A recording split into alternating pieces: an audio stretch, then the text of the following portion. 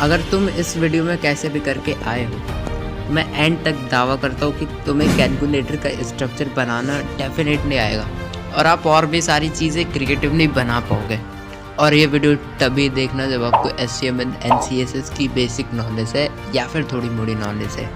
पहले जाओ, अगर HTML एंड CSS नहीं आती तो उसे सीख के आओ और फिर इस वीडियो पे कंटिन्यू करो। एंड इसके बाद मेरी गारंटी है कि तुम्हें कैलकुलेटर का स्ट्रक्चर बनाने डेफिनेटली आएगी। और इसके नेक्स्ट वाली वीडियो में मैं बैक एंड जावा स्क्रिप्ट से, मतलब वो जो कैलकुलेटर आप अपने फ़ोन में यूज़ करते हैं एकदम वैसे ही वर्क करेगा। बैक एंड का कोड मैं अगली वीडियो में बनाऊंगा।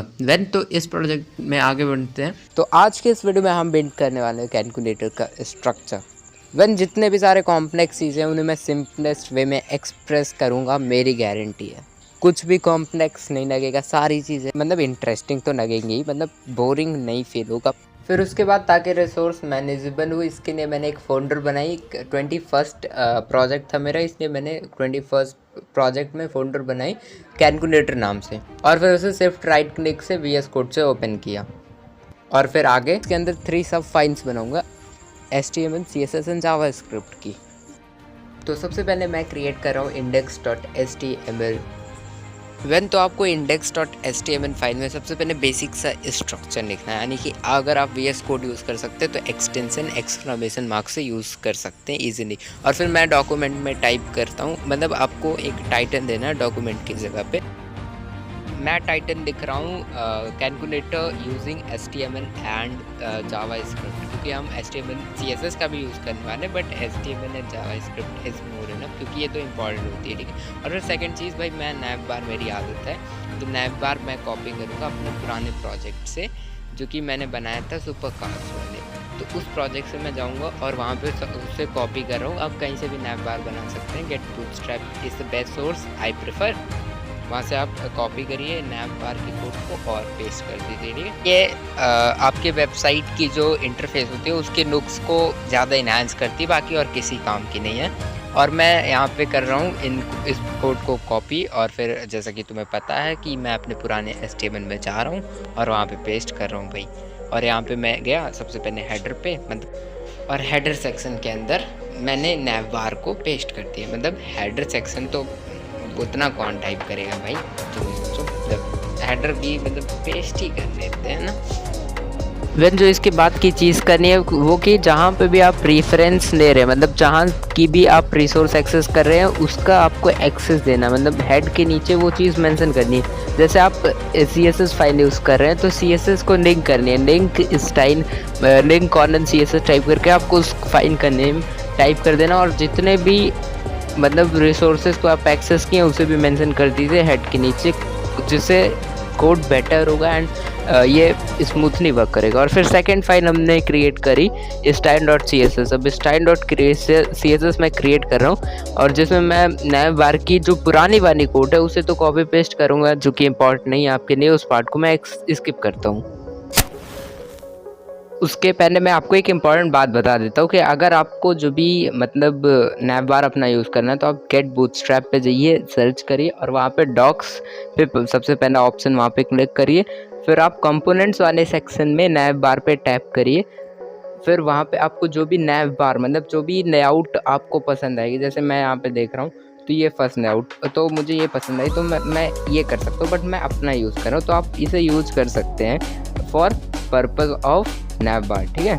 तो अपने प्रोजेक्ट में आता है जो आपकी HTML फाइल है, उसमें आपको जाना है सेक्शन नहीं, एक्चुअली आप यहाँ पे डिव कंटेनर बनाएंगे तो वो ज़्यादा बेटर होगा सेक्शन से, क्योंकि सेक्शन एक मतलब आप बाद में आपको पता चलेगा कि थोड़ी सी प्रॉब्लम होगी, जो कि बाद में मुझे भी सेक्शन फिक्स करना पड़ेगा, बट मैं टेम्प्रोरी सेक्शन कर रहा हूँ, जिसके अंदर सबसे पहले कैलकुलेटर का स्ट्रक्चर आपको एक बार मैं दिखाता हूँ उसमें होता क्या है, ठीक है। देखो, तो अगर हम नॉर्मली देखते तो सबसे ऊपर हमें दिखता है इनपुट सेक्शन, मतलब इनपुट और आउटपुट दोनों का सेक्शन। और फिर अगर हम उसके बाद देखें फिर हमें कीज़ दिखती हैं। अब कीज़ के बाद सारे नंबर्स और इक्वल का हमें जो बटन है वो भी दिखता है नीचे, ठीक है। और उसी के बेस पे हम इसको बिल्ड करने वाले हैं इस स्ट्रक्चर को। फिर मैं यहाँ पे एक सेक्शन बना रहा हूँ जो कि div.output सेक्शन, यानी कि आउटपुट सेक्शन जितने हमें कैलकुलेटर में जो भी हम कीज के बाद आंसर मिलेगा वो आउटपुट होगा। उसके साथ एक सेक्शन और इनपुट सेक्शन भी हमें भी बनाना पड़ेगा। आउटपुट का ज़्यादा यूज़ एक्चुअली होगा नहीं कंटेंट में। तो जहाँ पे मैं लिख रहा हूँ कि the reasons of the value goes well, जिसको मैं कमेंट आउट कर देता हूँ, ठीक है। फिर इसके बाद हमें ज़रूरत होगी एक नए कंटेनर की, जिसको मैं बनाऊंगा डॉट इनपुट सेक्शन के साथ, क्योंकि हमारा एक नया ड्यू कंटेनर होगा जिसमें जो भी कीज़ होगी वो हमें दिखेगी जब हम टाइप करेंगे।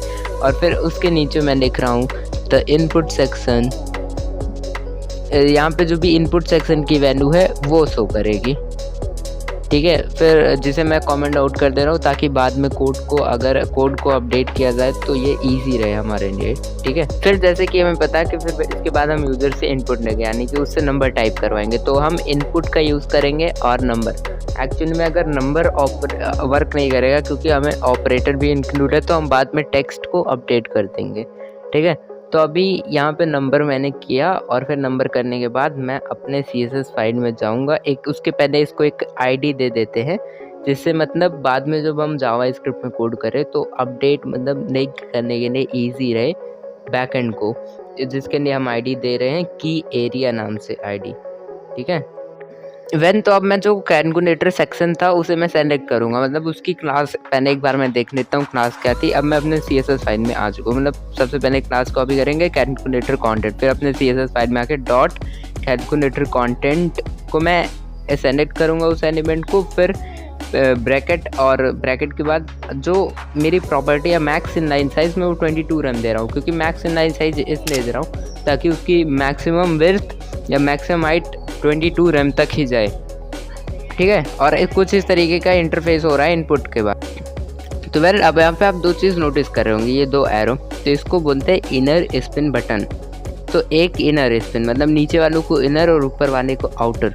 तो इसके लिए हमें वेबकिट टूल का यूज़ करना पड़ेगा, मतलब सबसे पहले हम एलिमेंट सेलेक्ट करेंगे उसके लिए, ठीक है। यहाँ पे आप सभी देख पा रहे हैं इनपुट को सेलेक्ट किया, फिर उसमें WebKit outer spin button and comma करके इनर स्पिन बटन इनपुट के आगे, और फिर आपको दो प्रॉपर्टी देनी है, वेबकिट अपीयरेंस नन करनी है और मार्जिन 0 करनी है। फिर इसके बाद जो आपके दो एरोज़ हैं वो आपको अब नहीं दिखेंगे, ठीक है। चलो मैं आउटपुट आपको दिखाता हूँ। जैसा कि आप सभी लोग देख सकते हैं यहाँ पे कि अब ये दो एरो जो थे इनर स्पिन बटन और आउटर स्पिन बटन वो एकदम से गायब हो चुके हैं, मतलब वो अब आपको नहीं दिख रहे हैं। तो इसके बाद हम एक कंटेनर जो है बनाएंगे कीज़ के लिए स्पेशली, क्योंकि हमारे स्ट्रक्चर में सबसे मेन चीज़ होगी कीज़, क्योंकि जब भी कोई भी यूज़र या फिर कोई भी इंसान को नॉर्मली यूज़ होता है कैलकुलेटर, तो वो नंबर्स पे ही प्रेस करता है और ऑपरेटर्स पे। तो हम बनाएंगे उसके लिए 17 बटन प्लस माइनस इक्वल और 1 से लेकर 9 सारे नंबर्स को एक सीक्वेंस में ले लो, तो 17 बटन्स की हमें ज़रूरत होगी, जिसके लिए हम एक शॉर्ट टर्म होती है कोड में स्टार करेंगे, तो जितनी बार स्टार करके नंबर लिखेंगे वो चीज़ उतनी बार रिपीट हो जाएगी, रेप्लिकेट हो जाएगी। तो इससे हमने किया, और फिर यहाँ पे अभी मैं आपको मार्जिन जो मैक्स इनलाइन साइज़ है उसको एक बार चेक करके दिखाता हूँ। जैसे यहाँ पे मैंने बॉर्डर दे दिया, एक सपोज़ करो कोई भी कलर, और मैं चूज़ कर रहा हूँ रेड कलर का बॉर्डर। तो रेड कलर का अगर मैं RGBA में एक परफेक्ट कलर देता हूँ और उसके बाद जो कुछ ऐसा इंटरफेस आता है कि ये देख सकते हैं, तो मैक्सिमम जो इनलाइन साइज़ है यानी कि वो 22 रैम ही आ रही है, उससे ज़्यादा नहीं आ रही है, ठीक है। तो अभी यहाँ पे आप सभी देख पा रहे हैं जो हमारा इनपुट है वो रेड बॉक्स मतलब जो हमने बॉर्डर दिया उसके अंदर हो चुका है। वो इसलिए हुआ क्योंकि मैंने डिव सेक्शन जो सेक्शन मैंने किया था उसको मैंने डिव से चेंज किया बाद में, और मैंने पहले भी कहा था कि मुझे डिव से अपडेट करना पड़ेगा। देखो अब जो इनपुट सेक्शन है उसकी जो बॉर्डर है और जो उसकी पोजीशन है वो बिल्कुल भी अच्छी नहीं लग रही। तो उसको सही करने के लिए मैं सबसे पहले क्लास चूज़ करूँगा इनपुट सेक्शन की, और फिर से बॉर्डर नन दूंगा ताकि जो बॉर्डर है वो पूरी की पूरी रिमूव हो जाए, और फिर मैं उसकी जो विड्थ है उसे 100% दे दूंगा, ताकि जो पूरे एरिया भर में है मतलब उस मैक्स इन लाइन साइज उसके अंदर एकदम एंड पे आके हम जैसे कैलकुलेटर में होता नहीं एंड से टाइप करते, तो उस तरीके को कुछ के लिए मैंने विड्थ दिया 100%। जैसे कि यहाँ पे आप सभी देख सकते हैं कि मैं कुछ भी टाइप कर पा रहा हूँ। तो ये एक्चुअली इनपुट सेक्शन की वजह से हुआ। तो अब मैं back to the HTML file चलता हूँ। फिर मैं अपने HTML फाइल में वापस से जाता हूँ और वहाँ पे जो टाइप नंबर है उसे टेक्स्ट में कन्वर्ट कर देता हूँ, ताकि मतलब कोई भी ऑपरेटर वैल्यू जो है वो ऐड हो पाए।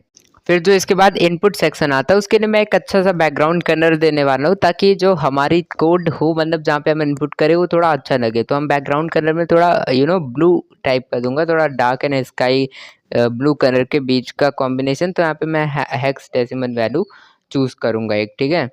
मैंने अब एक परफेक्ट कलर चूज कर लिया है। अब उस कलर चूज करने के बाद जो बैकग्राउंड कलर के बाद मैं टेक्स्ट को एक कलर दूंगा जो कि वाइट है, ताकि इस कलर पे वाइट कलर ज़्यादा हाईलाइट होगा, इसलिए मैं टेक्स्ट कलर वाइट दे रहा हूँ, ठीक है।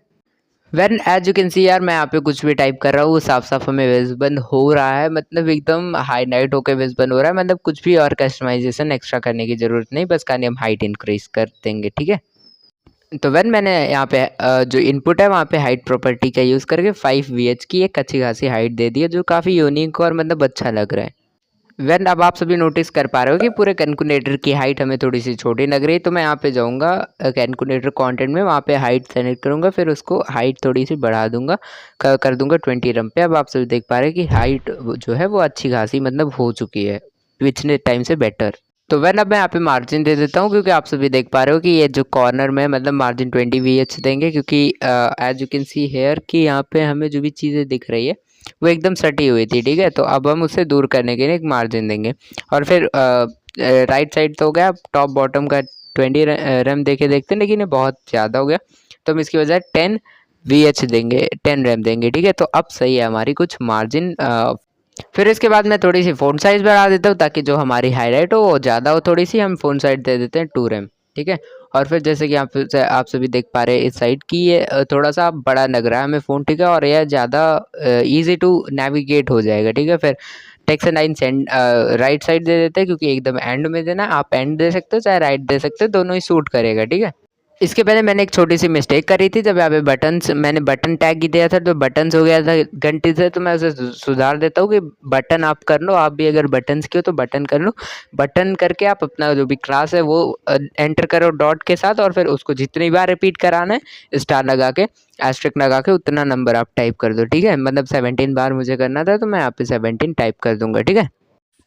फिर इसके बाद हमें जो भी एक कैलकुलेटर होता है उसमें जैसे भी स्ट्रक्चर दिखते हैं, सारे केस दिखते हैं, हम वैसे करेंगे। तो सबसे पहले तो प्लस दिखता है, फिर प्लस के बाद हमें माइनस, और फिर माइनस के बाद मल्टीप्लिकेशन। तो मल्टीप्लिकेशन ऐसे नहीं आ सकता, तो इसके लिए हम एक चीज़ यूज़ करेंगे, यूनिकोड करेक्टर, यानी कि एंड और फिर टाइम्स करके जो सेमाई कॉर्नर है वो हम यूज़ करेंगे, ठीक है। सेमाई कॉर्नर नहीं, कॉर्नर, ठीक है। हाँ, कॉर्नर यूज़ करेंगे, ठीक है। एंड टाइम्स करके ये आप सिंबल यूज़ कर लो। फिर उसके बाद जो है ऐसे ही रहने दो, वो मैंने एक्स्ट्रा फालतू का कर दिया, ठीक है। फिर यहाँ पे मल्टीप्लिकेशन का जो सिंबल है वो आ जाएगा इसकी बात करने पे। फिर एक बार हम अपना जो भी है अभी तक यहाँ तक सही है, फिर डिवाइड कर देते हैं, और फिर डिवाइड करने के बाद एक बार कैलकुलेटर का स्ट्रक्चर देख लेते हैं। और कैलकुलेटर का स्ट्रक्चर जैसा कि आप सभी देख पा रहे हो कुछ ऐसा आ रहा है। डिवाइड के बाद पहले 7 नंबर आता है, तो हम यहाँ पे 7 एंटर कर देते हैं, और 7 एंटर करने के बाद सेकेंड नंबर पे 8 आता है, तो 8 करते हैं एंटर। और फिर 8 के बाद यहाँ पे हम देख पा रहे हैं कि 9 आ रहा है, तो 9 करते हैं एंटर। और फिर 9 के बाद एंटर करते हैं 4। और फिर 4 के बाद as you can see here हम एंटर कर रहे हैं 5, और 5 के बाद 6, और 6 के बाद यहाँ पे कर देते हैं फटाफट से 1, एंड 1 के बाद फटाफट से करते हैं 2, एंड 2 के बाद on right we go for 3 करते हैं यहाँ पे एंटर। अब 3 एंटर करने के बाद हमें दिख रहा है यहाँ पे जो कैलकुलेटर में वो 0 कर देते हैं। 0 करने के बाद फिर डॉट, डॉट के बाद हमारा एक बटन आता है, तो हम उसे ऐड करेंगे, यानी कि जो भी है वो हम AC यानी पूरा क्लियर करने का। और फिर इसके बाद इक्वल ऐड कर देते हैं, as you can see right side में कीबोर्ड में आप देख सकते हो, ठीक है। भाइयों, अब मुझे यहाँ पे एक चीज़ दिख रही है, यानी वो चीज़ आपको भी दिख रही है, वो सारे आप कीज़ देख रहे हो, प्लस माइनस ये सारे नंबर्स। तो अब मैं उनका सेलेक्ट करूँगा डिव के बाद डॉट कीज़ क्लास को सेलेक्ट करने के बाद फिर यहाँ पे पैरेंथेसिस, और पैरेंथेसिस के बाद एक मार्जिन देता हूँ 2 रैम की और 2 VH की, यानी कि लेफ्ट राइट जो है वो 2 रैम दे देता है, और टॉप बॉटम जो है 2 VS दे देते हैं, मतलब तो अच्छी रहेगी, ठीक है। और फिर मार्जिन देने के बाद लुक थोड़ी सी हम देख पा रहे हैं ये अच्छी आ रही है, ठीक है। तो अभी आप कैलकुलेटर के सारे कीज़ को देख पा रहे हो, और उन कीज़ को एक्चुअली देखो तो हम एक्चुअली में एक चीज़ भूल गए हैं, क्लास देना अलग अलग, जैसे इक्वल की को इक्वल ऑपरेटर की क्लास है सारी, ठीक है। तो मैं HTML फाइल में वापस से जाऊंगा और एक कैलकुलेटर की जो है वो कॉमन क्लास है सभी में, फिर उसके बाद मैं जो है स्पेस देके फिर की ऑपरेटर जो है जितने सारे ऑपरेटर्स होंगे उन सारे ऑपरेटर्स में मैं की ऑपरेटर दे दूंगा, क्योंकि शायद हमें ऑपरेटर को इन फ्यूचर अलग कलर देना पड़े, तो ऑपरेटर का एक अलग सारी क्लासेस दे देते हैं। और फिर नंबर्स से पहले इक्वल को एक अलग क्लास देते हैं इक्वल ऑपरेटर नाम से, क्योंकि एज यू नो इक्वल मतलब इक्वल नाम ही सजेस्ट कर रहा है, तो इक्वल ऑपरेटर मैं वहाँ पे क्लास दे दूंगा। और फिर इक्वल ऑपरेटर क्लास देने के बाद अब बारी है उन सारे नंबर्स की, लेकिन उससे पहले हम एक चीज़ सही कर देते हैं, मतलब सही आप इसे भी रहने दे सकते हो, बट मैं यहाँ पे की ऑपरेटर के बजाय मतलब की इक्वल के बजाय एक काम करता हूँ, की एंटर कर देता हूँ, क्योंकि एंटर का बटन यूज़र तो एंटर ही दबाएगा ना, तो मैं की एंटर कर देता हूँ, ये ज़्यादा सूटेबल रहेगा इसके बाद, ठीक है। तो इसके बाद अब बारी आती है नंबर्स की। एक बार मैंने सोचा कि नंबर्स को क्लास देते हैं, बट फिर एक चीज़ ध्यान दिया कि नंबर्स को एक्चुअली में कोई भी बाद में स्टाइल नहीं देने, तो नंबर्स को कॉमन क्लास में ही रहने देते हैं, ठीक है। उसके बाद जो कीज़ है उसको मैं एक डिस्प्ले कराता हूँ, ग्रिड, एक्चुअली ग्रिड डिस्प्ले इसलिए करा रहा हूँ भाई, तुम्हें समझ आएगा। अब ग्रिड में आप ग्रिड टेम्पलेट कॉलम्स दे सकते हो, क्योंकि मैं 4 कॉलम्स चाहूँगा, ठीक है। तो हम 4FR करेंगे वो भी, ठीक है, रिपीट में, मतलब वो चीज़ें रिपीट भी होनी चाहिए, ठीक है। तो ग्रिड टेम्पलेट कॉमन्स करके रिपीट करके 4 कर देंगे, और वो भी 4 टाइम्स क्या होने चाहिए, 1FR के, ठीक है। 4 बार रिपीट होनी चाहिए, एक FR, ठीक है। तो यहाँ पे कुछ कैलकुलेटर की कुछ जो डिज़ाइन है वो अब कुछ मैच होते आ रही थोड़ी मोड़ी, ठीक है। फिर इसके बाद जो भी हमने एंटर बटन को जो भी क्लास दी थी वो क्लास सेलेक्ट करते हैं, और फिर वो क्लास सेलेक्ट करने के बाद CSS फाइल में बैक आते हैं, फिर div डॉट उसे सेलेक्ट करेंगे, ठीक है, की एंटर को, और फिर पैरेंथेसिस से स्टाइलिंग देने की कोशिश करते हैं। देखो अब की एंटर सेलेक्ट करने के बाद मैं एक छोटा सा काम करता हूँ, ग्रिड रो है जो है वो यानी कि 4th कॉलम से स्टार्ट होगी 5th तक, मतलब एंड में होना चाहिए भाई एंटर का बटन, तो 4 से स्टार्ट होगा और 5th पे एंड होगी, क्योंकि ये अभी हमें दिख रहा है कि ये पहले नंबर पे है, ठीक है। तो 4th से स्टार्ट हो गया हम 5th के लिए, और फिर ग्रिड रो भी दे देते हैं, कॉलम तो हो चुका है। ग्रिड रो होना चाहिए स्टार्ट 2 से और एंड एक्सटेंड करनी चाहिए 5 या 6 तक। एज यू कैन सी यहाँ पे मैं 2 से 6 कर देता हूँ, ठीक है, मतलब मैंने कहा नहीं था 2 से 5 या 6 तक, तो 2 से 6। अब आप सभी एक अच्छी खासी लुक देख पा रहे हैं 6 करने के बाद, as you can see here कि ये मतलब जैसे कैलकुलेटर में एक्चुअली लुक्स आती है वो थोड़ी मोड़ी मतलब आ रही है, ठीक है। अब इसके बाद एक चीज़ नोटिस कर पा रहे हो कि कैलकुलेटर और जो कीज़ के बीच में उसमें थोड़ा सा स्पेस है, तो इस स्पेस को ख़त्म करने के लिए मैं यहाँ पे मार्जिन को कमेंट आउट कर देता हूँ।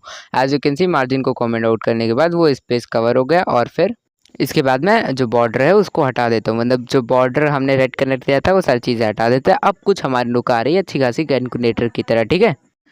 देखो भाई अब ये सारे जो भी कीज़ हैं उसको हम फटाफट से काम करते हैं, सेलेक्ट कर लेते हैं, और कीज़ के लिए पहले मैं क्लास देखता हूँ, जाता हूँ HTML फाइल में, ड्यू सेलेक्ट करने के बाद डॉट के पहले यहाँ पे की देखते हैं कैलकुलेटर की है, ठीक है। इसे कॉपी करने के बाद और फिर कैलकुलेटर यहाँ पे Ctrl+C एंड देन CSS में जाके यहाँ पे जो है वही सेम डिक्टो पेस्ट कर देंगे, या फिर टाइप ही कर देंगे, भाई इतनी स्पीड है टाइपिंग की, ठीक है। और फिर उसके बाद जो भी मुझे स्टाइल देना होगा वो मैं पैरेंथेसिस लगाने के बाद दूंगा, ठीक है। सबसे पहली चीज़, एक हमें ब्लैक कलर का बॉर्डर दिख रहा है तो उसे मैं नन कर देता हूँ बॉर्डर, और फिर बॉर्डर नन करने के बाद थोड़ी मोड़ी स्पेस चाहिए, तो स्पेस के लिए मैं पैडिंग दे दूंगा आपस में, ठीक है। और पैडिंग देनी चाहिए मुझे 1 रैम के बराबर। फिर इसके बाद आप सभी लोग आउटपुट देख पा रहे हो, ठीक है। इसी के साथ अब हमारी लुक भी थोड़ी सी अच्छी हो चुकी है। फिर उसके साथ में थोड़ी सी मुझे फ़ॉन्ट साइज़ बढ़ानी होगी, मतलब टेक्स्ट का साइज़, तो उसके लिए मैं फ़ॉन्ट साइज़ बढ़ा के 1.7 रैम सेट कर देता हूँ, ठीक है। तो मतलब फ़ॉन्ट साइज़ हमें थोड़ी सी बड़ी हुई देखने को मिल जाएगी। और फिर एज ऑलवेज कीज़ को उसके बाद जो चीज़ करनी है वो मुझे करनी है ग्रिड देना है, ठीक है। ग्रिड एक्चुअली में वही सेम ग्रिड मैं देने वाला हूँ, डिस्प्ले ग्रिड करते हैं, ठीक है। सबसे पहले यहाँ पे मैं टाइप करने जा रहा हूँ, फिर डिस्प्ले एंड फिर उसमें एट्रीब्यूट लगा के एट्रीब्यूट ग्रिड दे देते हैं, ठीक है। उसकी वैल्यू प्रॉपर्टी एंड उसकी वैल्यू, ठीक है। और फिर ग्रिड के बाद grid template as always columns में 4 बार रिपीट करेंगे, एंड सारी की वैल्यू 1FR, मतलब सारी की लेंथ फिर 1FR के इक्वल होगी, ठीक है। आप सभी के बीच में गैप भी ज़रूर है, जिसके लिए मैं गैप देता हूँ, यानी कि ग्रिड गैप वो भी हम देंगे 1 पिक्सेल का, मतलब हर ग्रिड के बीच में, हर एफआर के बीच में 1 पिक्सेल का गैप हम देंगे, ताकि लुक और मतलब ईजी टू नेविगेट आए, ठीक है। और फिर बैकग्राउंड कलर दे देंगे कुछ HSN प्रॉपर्टी के अकॉर्डिंग, यानी कि ह्यू, सैचुरेशन एंड तीसरी चीज़ लाइटनेस, ठीक है। इसको मैं अपने अकॉर्डिंग जो है सेट कर लूँगा, ठीक है। आप अपने अकॉर्डिंग कर सकते हो। देखो, अब बैकग्राउंड का हमें कॉम्बिनेशन थोड़ा अच्छा चाहिए, तो SCN में मैं देता होता हूँ 208 एंड जो सैचुरेशन है वो 24% एंड जो लाइटनेस है वो एट लास्ट मैं दूंगा 74%, ठीक है। मतलब कुछ अच्छे बैकग्राउंड के लिए, ठीक है। अब जो भी ऑपरेटर यानी कि प्लस माइनस मल्टीप्लाई डिवाइड के बटन है उनको मुझे एक अलग बैकग्राउंड देना है, तो मैं क्लास सेलेक्ट करूंगा की ऑपरेटर की, और पैरेंथेसिस, फिर पैरेंथेसिस देने के बाद बैकग्राउंड प्रॉपर्टी का यूज़ करेंगे, और प्रॉपर्टी का यूज़ करने के बाद वहाँ पे जो वैल्यू देंगे वो HSN फॉर्मेट में फिर से देंगे, थोड़ी वाइट टाइप की रहेगी, तो ये जो है सूट कर रहा है वाइट कलर को, as you can see right side में आउटपुट, ठीक है। देखो भाई, अब जब मैं इंटर का बटन दिख रहा है उसको हम थोड़ी सी अलग प्रॉपर्टी देंगे, ठीक है, बैकग्राउंड, क्योंकि उसको थोड़ा अलग बनाना है, तो बैकग्राउंड में हम HSN प्रॉपर्टी देंगे जिससे उसका कलर रेड हो जाएगा, ओके। तो इन तीनों में मैंने रिक्वायर्ड वैल्यू फिन कर दी, जिससे उसका जो HSN प्रॉपर्टी बैकग्राउंड जिससे रेड हो जाएगा, लाइटनेस 100 वो सैचुरेशन 100% दे दिया, लाइटनेस 57%, जिससे कुछ कलर जो है इनफैक्ट मैचिंग टू रेड है, as you can see output, ठीक है। इसके बाद यहाँ पे आप सभी देख सकते हो राइट साइड में कि ये रेड कलर हो चुका है, ठीक है। अब मैं काम करता हूँ, उसे नीचे पेस्ट कर दिया उस की एंटर वाले कोड को, ताकि थोड़ा अच्छा लगे कि मैंने किस हिसाब से कस्टमाइज़ किया लाइन वाइज, ठीक है। अब उसमें उसके बाद वाली जो प्रॉपर्टी हम देंगे वो है जस्टिफाई कॉर्नर। मुझे एक्चुअली में इक्वल का बटन सेंटर में करना है, ठीक है, तो मैं सेंटर दूंगा जस्टिफाई, और अलाइन आइटम्स भी सेंटर करूँगा ताकि वो पूरा सेंटर में आ जाए, ठीक है। अब अलाइन आइटम सेंटर करने के बाद हम एक बार कलर देखते हैं, वाइट कर देते हैं, सही रहेगा कि नहीं। तो कलर वाइट भी सही लग रहा है, लेकिन मैं उसे कमेंट आउट कर देता हूँ क्योंकि मुझे ब्लैक ही अभी तक सही है, ठीक है। तो ब्लैक रहने देते हैं अभी फ़िलहाल के लिए। देखो, अब जितने भी कीज़ हैं सारे कैलकुलेटर की के क्लास के नाम पे, अब उस पे मैं फ़ोकस करा के, मतलब फ़ोकस वैल्यू का यूज़ करके, और फिर उस पे फ़ोकस के साथ-साथ कॉमा लगा के कैलकुलेटर की को साथ में जब ताकि एक्टिव, यानी कि जब तक कर्सर उस पे क्लिक करके एक्टिव करे रखे यूज़र, तो उसका थोड़ा कलर चेंज हो, तो मैं बॉक्स शैडो दे दूंगा, ठीक है। एज यू कैन सी यहाँ पे तो उससे कुछ चेंज होता है, ठीक है, जो कि मतलब लुक और भी ज़्यादा इम्प्रेसिव बनाता है, जैसे कि आप राइट साइड में देख सकते हो, है ना। तो अब फाइनली हमारा पूरा कैलकुलेटर का स्ट्रक्चर बन चुका है। तो आज हमने एस1 और CSS की हेल्प से ये दोनों स्ट्रक्चर बनाए, बट अगर जावा स्क्रिप्ट की चाहिए तो नेक्स्ट वीडियो में मिल जाएगी। चैनल सब्सक्राइब कर लो। तो अभी फिलहाल के लिए मैं अपनी HTML फाइल में जावा स्क्रिप्ट की फाइल जो है स्क्रिप्ट के साथ ऐड कर देता हूँ, यहाँ पे लिख के JS फाइल गोज यार, उसको कमेंट को आउट करके स्क्रिप्ट की ऐड कर देता हूँ, ठीक है। अगर नेक्स्ट वीडियो में चाहिए तुमको तो नीचे कमेंट भी कर दो, एंड मिलते हैं नेक्स्ट टाइम नेक्स्ट वीडियो के साथ स्क्रिप्ट वाले, मतलब ये कैलकुलेटर हम फंक्शनल बनाएंगे, ठीक है। सो मिलते हैं नेक्स्ट टाइम, तब तक के लिए bye bye, take care, love you all.